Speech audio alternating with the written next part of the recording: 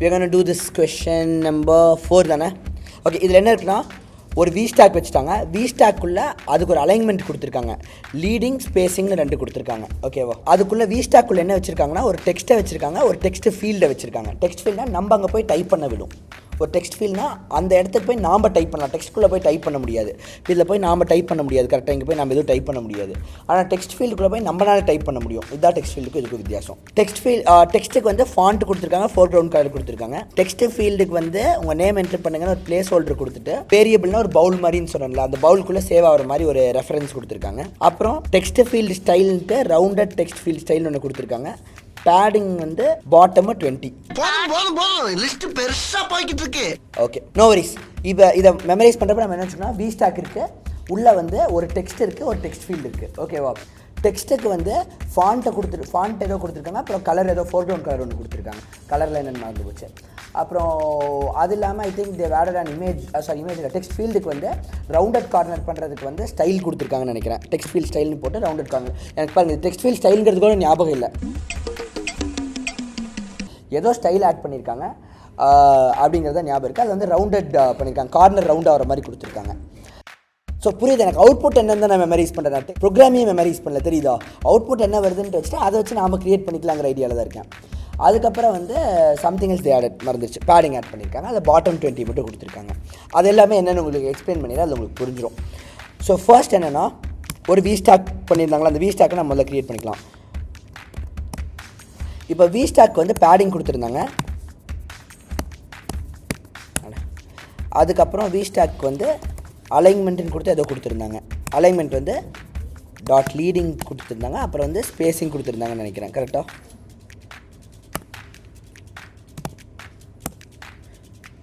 ஸ்பேஸிங்கில் எவ்வளோ 20 கொடுத்துருந்தாங்களா? 8 தான் கொடுத்துருந்தாங்களா? ஓகே, 20 கொடுத்தாலும் தப்பு இல்லை.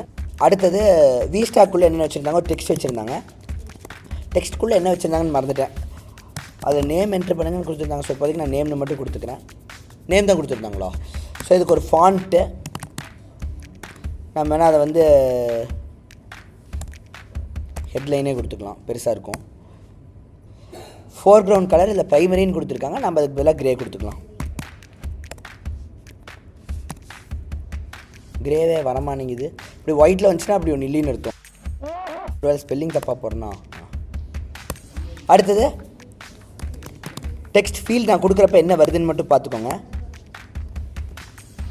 இப்போ டெக்ஸ்ட் ஃபீல்டுக்குள்ளே வந்து நம்ம வந்து 2 பேராமீட்டர் பாஸ் பண்ணணும். அதாவது டெக்ஸ்ட் ஃபீல்டுங்கிற ஃபேக்ட்ரிக்கு நம்ம 2 விஷயத்தை கொடுக்கணும்.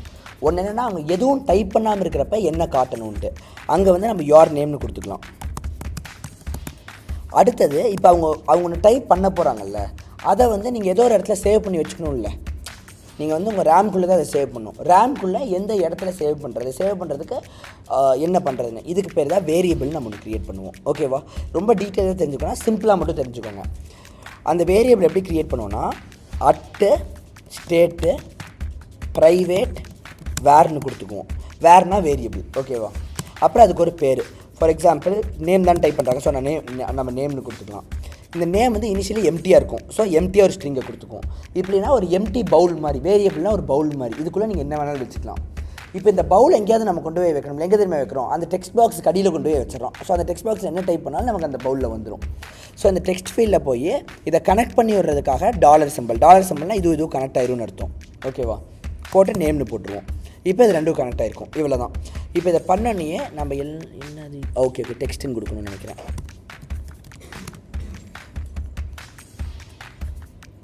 இப்போ எரர்ஸ் போயிடணும். இப்போ இங்கே பார்த்தீங்கன்னா இங்கே ஒரு டெக்ஸ்ட் ஃபீல்டு வந்துருக்கணும். இங்கே வரல. வந்துருச்சு. தெரியுதா? இங்கே யோர் நேம் லைட்டாக தெரியுது பார்த்தீங்களா? நான் எதாவது டைப் பண்ண ஆரம்பிச்சு அது ஆட்டோமேட்டிக்காக போயிட்டு நான் டைப் பண்ணுறது வந்துடும். நல்லா இருக்கா? இதுதான் டெக்ஸ்ட் பாக்ஸ் பண்ண விடும். இப்போ இதுக்கு என்ன பண்ணியிருக்காங்கன்னா டாட் ஸ்டைல் வச்சுருந்தாங்க. கரெக்டாக? டெக்ஸ்ட் ஃபீல்ட் ஸ்டைலுன்னு நினைக்கிறேன். அதுக்கு பேர் டெக்ஸ்ட்னு அடித்தோம்னா வரும். இப்போ டெக்ஸ்ட் ஃபீல்ட் ஸ்டைல்னு இருக்குது பார்த்தீங்களா?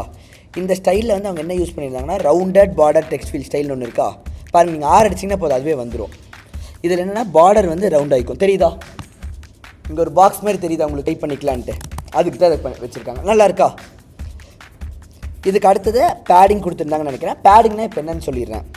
நீங்கள் பேடிங்னு போட்டிங்கன்னா இதுக்குள்ளே நீங்கள் டைப் பண்ணுறீங்கல்ல, இப்போ இந்த டெக்ஸ்ட் ஃபீல்டுக்குள்ளே சில டேட்டா வரும்ல, அதுக்கு வந்து எவ்வளோ ஸ்பேஸ் கொடுக்கலாங்கிறது தான்.